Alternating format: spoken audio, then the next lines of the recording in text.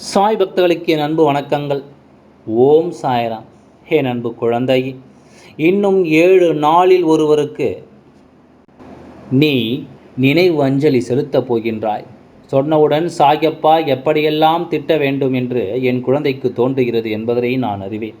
அப்பா, உன்னை திட்டவில்லை, உன் பெயரை சொல்லி பேசுகின்றார்கள் அல்லவா, இவர்களைத்தான் திட்டுகிறோம் என்று நீ எளிதாக சொல்லிவிடலாம். உன் முன்னால் என்னுடைய வார்த்தைகளை கொண்டு வந்து சேர்ப்பது ஒன்றும் அவ்வளவு சாதாரணமான காரியம் அல்ல. அவ்வளவு எளிதாக யாராலும் அது முடியாது. சாயப்பாவின் பெயரை சொல்ல வேண்டும் என்றாலும், சாயப்பாவின் வார்த்தைகளை ஒருவருக்கு கொண்டு வந்து சேர்க்க வேண்டும் என்றாலும் அவர்களுக்குள்ளும் இந்த சாயப்பா கொடுக்கின்ற தைரியம் ஒன்றே அதை பேச சொல்லும் என்பதனை மறக்காதே. அதனால் என் குழந்தையே, இவர்கள் பேசுகின்ற வார்த்தைகள் ஒவ்வொன்றும் சாயப்பாவிற்கு சொந்தமானவை. சாயப்பா இவர்களை தேர்ந்தெடுத்து உன்னிடத்தில் தன்னை கொண்டு சேர்ப்பதற்கு ஒரு இணைப்பு பாலமாக பயன்படுத்தி கொண்டிருக்கிறேன் என்பதனை நீ மறந்து விடாதே. என் அன்பு குழந்தையே, சாயப்பா நேரடியாகவோ அல்லது மறைமுகமாகவோ வாழ்க்கையில் இருக்கிறேன் என்றால் அதை உனக்கு தெரிந்து கொள்வது என்பது சற்று கடினம். அதனால் நான் இது போன்ற ரூபங்களில் உன் முன்னால் வந்து உன்னிடத்தில் பேச நினைக்கின்றேன். உனக்கு புரியவில்லையா? அப்படியென்றால் அதற்கு மேலும் சாயப்பா உன்னை தொடர்பு கொள்வது சற்று கடினம்தான். சாயப்பாவிற்கு இந்த குழந்தையை பிடித்திருக்கின்றது. அதனால் இந்த குழந்தையின் மூலமாக உன்னிடத்தில் நான் பேசிக்கொண்டிருக்கின்றேன். உனக்கு ஒரு உண்மை தெரியுமா? பேசி முடிந்ததும் இந்த குழந்தைக்கு தெரியாது தான் என்னவெல்லாம் பேசியிருக்கிறோம் என்று. அவர்களை அதனை புதிதாகத்தான் கேட்டு தெரிந்து கொள்வார்கள். இதுதான் நிதர்சனமான உண்மை. என் அன்பு குழந்தையே, அப்படிப்பட்ட ஒரு விஷயத்தை உனக்கு சொல்ல வேண்டும் என்று நினைக்கும் பொழுது அதனை எளிதாக ஒருவரால் சொல்லிவிட முடியுமா? இந்த சாயப்பாவின் அனுமதி இல்லாமல் இடத்தில் இந்த செய்தி வந்து சேர்ந்துவிட முடியுமா? என் அன்பு குழந்தையே, அதனால் நினைவு அஞ்சலி யாருக்கு செலுத்தப் போகிறோம், இது நம் எதிரிக்குத்தானே என்று நினைத்து நீ விட்டுவிடக்கூடாது. யார் என்று உனக்கு உன் அப்பா சொல்லிய பிறகு நிச்சயமாக என் குழந்தை இதனை நீ சரியாக என்னவென்று தெரிந்து கொள்ள வேண்டும். உன்னுடைய வாழ்க்கை நடப்பதையெல்லாம் நீ உணர வேண்டும். உன்னை சுற்றி இந்த வாழ்க்கை உனக்கு என்ன கொடுக்கும், ஏது கொடுக்கும் என்பதனை இதனால் வரையிலும் உனக்கு தெரியப்படுத்திய இந்த சாயப்பாவினால் இனி உன் வாழ்க்கை நடக்கக்கூடிய விஷயங்களை உனக்கு சரியாக சொல்லிவிட முடியும் என்பதனை நீ மறந்து விடாதே. என்ன நடந்தது, ஏது நடந்தது என்று சொல்லி கலங்காமல் இனி உனக்கு நடக்கக்கூடிய நன்மைகளை சரியாக புரிந்து கொள்ள தயாராக இரு.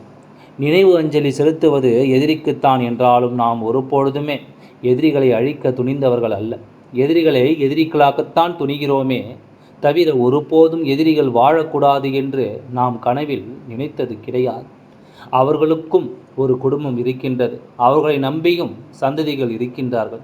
அப்படி எனும் பொழுது நாம் ஒருபோதும் அவர்களை அழிய வேண்டும் என்று எண்ணியது கிடையாது. அதனால் என் குழந்தை, இன்று உன் அப்பா உனக்கு சொல்லக்கூடிய இந்த விஷயத்தை முழுமையாக கேட்டு தெரிந்து கொண்டால் மட்டும்தான் நான் என்ன சொல்ல நினைக்கிறேன் என்பதனை நீ புரிந்து கொள்வாய். என் அன்பு குழந்தையே, எதிரிகளும் மிகவும் மோசமான எதிரி உன் வாழ்க்கையில் இருக்கின்ற இந்த எதிரி. அதாவது துரோகத்தை மன்னிக்க முடியாது எதிரியை நாம் மன்னித்து விடலாம் என்பதுதான் உண்மை. ஆனால் இந்த எதிரி எப்படி தெரியுமா? எவ்வளவுதான் அவர்களுக்கு நீ இடம் கொடுத்து ஒதுங்கி நின்றாலும் அவர்கள் உன்னை எப்படியாவது அவர்கள் நினைத்த நிலைக்கு கொண்டு வர வேண்டும் என்று சொல்லி எந்த எல்லைக்கும் செல்ல துணிந்தவர்களாக மாறிவிட்டார்கள்.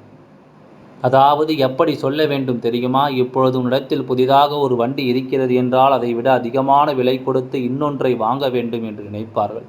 இப்படி உன் வாழ்க்கையில் நீ எதை பெரிதாக பெற்றுக்கொண்டு வந்தாலும் அதைவிட ஒரு படி மேலாகத்தான் ஒரு விஷயம் நம்மிடத்தில் இருக்க வேண்டும் என்று நினைப்பவர்கள். இதனால் அவர்கள் தன்னுடைய சூழ்நிலையையும் தன்னுடைய வாழ்க்கையை பற்றியோ சிந்திக்கவில்லை. நாம் இப்படியெல்லாம் செய்தால், நாம் இப்படியெல்லாம் நம் வாழ்க்கையில் இல்லாத ஒரு விஷயத்தை பெறுவதற்காக நம்முடைய இயல்பையும் மீறி நாம் அதிகமாக செய்கிறோம் என்றால் அதன் பலன் யாருக்கு போய் சேரும் என்று அவர்களுக்கு புரியவில்லை. மேலும் மேலும் பல கஷ்டங்களையும் சோதனைகளையும் இந்த வாழ்க்கை சந்தித்தே ஆக வேண்டும் என்று நினைத்து விட்டார்கள் போல. அதனால் என்னவோ எப்பொழுதுமே உன்னை தனக்கு போட்டியாக எண்ணிக்கொண்டு உன்னை விட ஒரு படி அதிகமாக வாழ்க்கையில் எந்த ஒரு விஷயத்தையும் பெற வேண்டும் என்று அனைத்தையும் இழந்து கொண்டிருக்கின்றார்கள். உன் முன்னால் பதற்றமாக இருக்க வேண்டும் என்று நினைக்கிறார்களே தவிர ஒருபொழுதும் இந்த வாழ்க்கையில் நடக்கின்ற விஷயங்களை எல்லாம் அவர்கள் என்னவென்று சிந்திக்கவில்லை. தன்னை சுற்றி நடப்பது எல்லாம் என்னவென்று அவர்கள் உணரவில்லை. இந்த சூழ்நிலைகள் அவர்களுக்கு என்ன கொடுக்கிறது, ஏது கொடுக்கிறது என்பதனை புரிந்து கொள்ள முடியாமல் இவர்கள் தவித்து கொண்டிருக்கின்றார்கள். இந்த நிலையெல்லாம் இவர்களுக்கு கொடுக்கின்ற உண்மைகளை என்னவென்று இவர்கள் இதுவரையிலும் உணரவில்லை. இனி நடப்பதையெல்லாம் நன்மைக்குத்தான் என்பதனை உணர வேண்டும். இந்த சாயப்பா சொல்வது என்ன தெரியுமா? இந்த துரோகி செய்கின்ற செயல்களுக்கு இந்த எதிரியானவனுக்கு சரியான பாடம் ஒன்றை நாம் புகட்ட வேண்டும் அல்லவா? உன்னோடு போட்டி போடுகிறேன் என்று சொல்லி உன்னை விட உயர்ந்த நிலைக்கு செல்ல வேண்டும் என்று சொல்லி தன் வாழ்க்கையில் இருக்கின்ற அத்தனை விஷயங்களையும் இவன் தொலைத்து விடுகின்றான் என்பதுதான் உண்மை. நினைவு அஞ்சலை எதற்காக இவனுக்கு செலுத்த வேண்டிய நிலை வரும் தெரியுமா? இப்படியே அடுத்தவர்கள் வாழ்க்கையை பற்றி மட்டுமே பார்த்து கொண்டிருந்தால், நீ என்ன செய்கிறாய் என்பதை பற்றி மட்டுமே கவனத்தில் கொண்டிருந்தால், எப்பொழுதும் உன் வீட்டை எட்டி பார்ப்பதையே தன்னுடைய வேலையாக இவர்கள் கொண்டிருந்தார்கள் எனால் நிச்சயமாக இது அவர்கள் வாழ்க்கையில் மிகப்பெரிய துன்பத்தை கொடுக்கும் என்பதில் எந்த ஒரு மாற்று கருத்தும் கிடையாது. நிச்சயமாக இந்த விஷயம் இவர்கள் வாழ்க்கையில் மிகப்பெரிய கஷ்டத்தை கொடுக்கும் என்பதில் எந்த ஒரு மாற்று கருத்தும் கிடையாது. உண்மை என்னவென்று நீ உணரப்போகின்ற இந்த நேரத்தில் நீ எதையும் நினைத்து கலங்காமல் இருக்க வேண்டும். எந்த விஷயத்தை பற்றியும் சிந்தித்து நீ வருந்தாமல் இருக்க வேண்டும். உன் அப்பா நான் உனக்கு நடத்தக்கூடிய விஷயங்கள் எல்லாம் இந்த வாழ்க்கையில் இவர்களுக்கு சரியான பாடத்தை கொடுக்க வேண்டும். அதிகப்படியான மன அழுத்தம் ஒரு மனிதனை நீண்ட காலம் வாழ வைக்காது. அதிகப்படியான மன அழுத்தம் ஒரு மனிதனை விரைவாக இந்த உலகத்தை விட்டு அழைத்து சென்றுவிடும் என்பதுதான் உண்மை அல்லவா? உன் எதிர்க்கு இருக்கின்ற இந்த மன அழுத்தம் உன்னுடைய வாழ்க்கையை பற்றிய சிந்தனைகளோடு எப்பொழுது உனக்கு கஷ்டத்தை கொடுக்க வேண்டும் என்ற எண்ணத்தோடு, மேலும் மேலும் உனக்கு சோதனைகளை கொடுக்க வேண்டும் என்ற சிந்தனைகளோடு உன்னுடைய வாழ்க்கையில் தொடர்ச்சியாக பல இன்னல்களை செய்து கொண்டிருக்கின்ற இவர்கள் மனதளவில் கூட யாருக்கும் எந்த நல்லதையும் நினைத்ததில்லை. எந்த வகையிலும் புண்ணியங்களை இந்த வாழ்க்கையில் இவர்கள் தேடியதில்லை. பல இன்னல்களையும் சோதனைகளையும் தாங்கிக் கொண்டு வாழ்ந்து கொண்டிருக்கின்ற இவர்கள் ஒரு பொழுதும் அதை சரி செய்ய வேண்டும் என்று நினைக்காமல் உன்னுடைய வாழ்க்கையில் இருக்கின்ற சோதனைகளை அதிகப்படுத்த வேண்டும் என்றல்லவா நினைக்கிறார்கள். உன்னுடைய வாழ்க்கையில் என்ன நடக்கிறது என்பதைத்தான் இவர்கள் அதிகமாக கவனித்து கொண்டிருக்கிறார்கள். மேலும் மேலும் என்ன நடந்தாலும் எது வந்தாலும் இந்த சூழ்நிலைகளை நீ உணர வேண்டும் என்கின்ற நிலையை நான் எப்பொழுதெல்லாம் உனக்கு உருவாக்கி கொடுத்திருக்கின்றேனோ அப்பொழுதெல்லாம் என் குழந்தை சொல்ல வருவதை என்னவென்று நீ கவனித்திருந்தாய். ஆனால் சாயப்பாவின் வார்த்தைகள் உனக்கு புரிந்திருக்குமே. ஆனால் நிச்சயமாக உன்னை சூழ்ந்து வந்த இன்னல்களில் இருந்து என்றோ நீண்டு வந்திருப்பாய். இந்த எதிரியை எல்லாம் என்றோ உன் வாழ்க்கையை விட்டு நீ தள்ளி இருப்பாய். இனி இதற்கு கலங்காதே. உன்னை சூழ்ந்து வருகின்ற விஷயங்களை எல்லாம் நீ சரியாக புரிந்து கொள்ள வேண்டும்.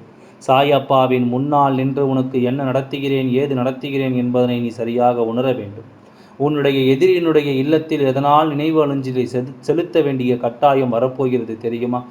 இவர்கள் இப்படியே இருந்து கொண்டிருந்தால், உன்னை அழிப்பதையும் உன் வாழ்க்கை நடப்பதை தடுத்து நிறுத்துவதையும் தன் வேலையாக கொண்டு இருந்தால், அவர்கள் வீட்டில் வரக்கூடிய சோதனைகளை அவர்களை அழித்துவிடும் என்பதுதான் உண்மை.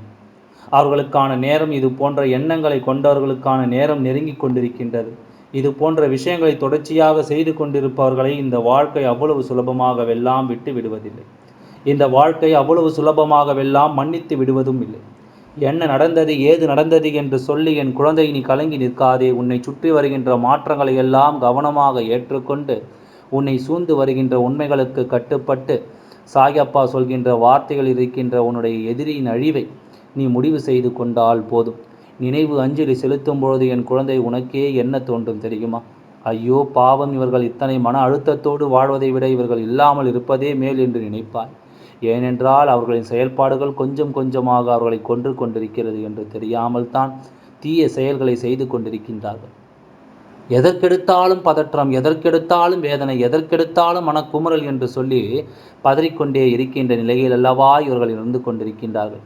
இப்பேற்பட்டவர்களை என் குழந்தை நிச்சயமாக இந்த வாழ்க்கை வாழ விடாது. இது போன்றவர்களுக்கு சரியான நேரத்தில் தண்டனை கிடைத்துவிடும். இது போன்ற மன அழுத்தத்தோடு எப்பொழுதும் இருந்து கொண்டிருந்தால் இதுதான் நடக்கும் என்பதை மற்றவர்களுக்கு ஒரு பாடமாக மாறும்படி இவர்கள் வாழ்க்கை முடியும் என்பதனை மறக்காதே.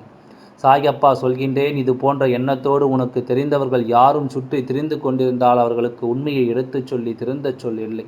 இல்லை என்றால் நாளை இந்த வாழ்க்கை மேலும் மேலும் அவர்களுக்கு பல இன்னல்களை கொடுத்து பல சோதனைகளை கொடுத்து அவர்களை மிகப்பெரிய வேதனைகளுக்கு தள்ளிவிடும் என்பதில் எந்த ஒரு மாற்று கருத்தும் கிடையாது.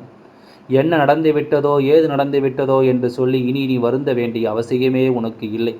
உனக்கு நடப்பது ஒவ்வொன்றும் நன்மைக்குத்தான் என்பதனை நீ நிச்சயமாக தெரிந்து கொள்வாய். உனக்கு நடத்தக்கூடிய விஷயங்கள் ஒவ்வொன்றும் இந்த வாழ்க்கையை என்னவென்று உனக்கு உணர்த்துவதற்காகத்தான் என்பதனை நீ புரிந்து கொண்டால் என்னாலும் என் குழந்தை நிச்சயமாக நீ மன மகிழ்ச்சியோடு இருப்பாய் என்பதனை மறந்து விடாது.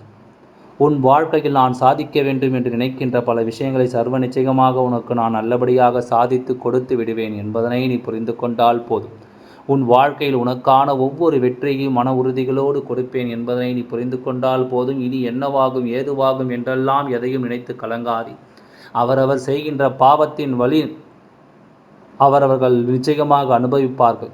அதிலும் தன்னை கவனிக்காமல் மற்றவர்களை கவனித்து கொண்டிருந்தால் நிச்சயமாக தன்னையே இழந்து விடுவார்கள் என்பதற்கு இவர்கள் ஒரு உதாரணம் என்று நினைத்து கலங்காது. அவர்கள் சரியான வழி உன்னை எதிர்த்து நின்றால் அது அவர்களுக்கே மிகப்பெரிய வெற்றியை கூட கொடுத்து விடலாம். ஆனால் இது போன்று தவறான முறையில் அந்த விஷயத்தை அணுகினால் நிச்சயமாக அவர்களுக்கு இந்த வாழ்க்கை மிகப்பெரிய துன்பத்தைத்தான் கொடுக்கும் என்பதனை நீ மறந்து விடாதே. எல்லாம் நல்லபடியாகவே நடக்கும். உன் நல்ல மனதிற்கு உனக்கு நல்லபடியாகவே நடந்து முடியும். ஓம் சாய்ராம். நன்றி, வணக்கம்.